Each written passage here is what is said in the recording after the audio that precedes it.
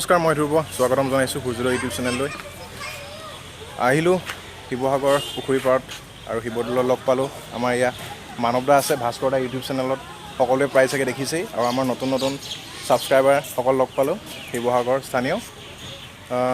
মানৱ দাৰ লগত অলপ কথা পাতোঁ।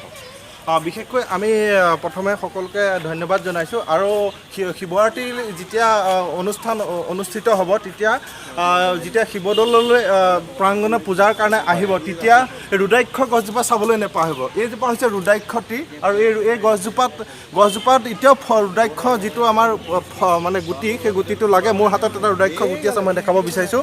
আৰু ইয়াৰ ভিতৰতে এটা বাকলি আছে।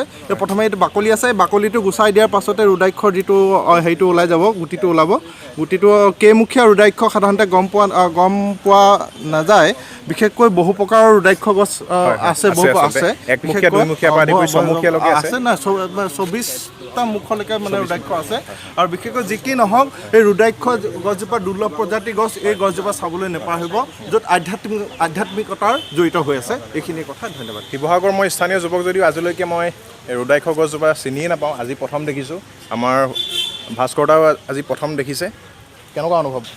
মানে যিটো আমাৰ আপুৰুগীয় ৰুদ্ৰাক্ষ গছ, বহুতে নাজানিছিলে চাগে যে শিৱসাগৰত এজোপা ৰুদ্ৰাক্ষ গছ আছে। চাবলৈ আহিব, বহুত ভাল লাগিছিলে। মানৱ দাৰ পৰা আমি ইতিমধ্যে বহুত কথা জানিলোৱেই। এইটো এটা নতুন কথা জানিলোঁ, আৰু ভৱিষ্যতে এনেকৈ দি থাকিব বুলি আমি আশা কৰিছোঁ। আৰু এনেকৈ যি ধ্ৰুৱই আপোনালোকৰ এই যি সূৰ্যোদয় চেনেল, এই চেনেলতো তেনেকুৱা আৰু ভাল ভাল বস্তু আনি থাকিব বুলি ভাল লাগিব।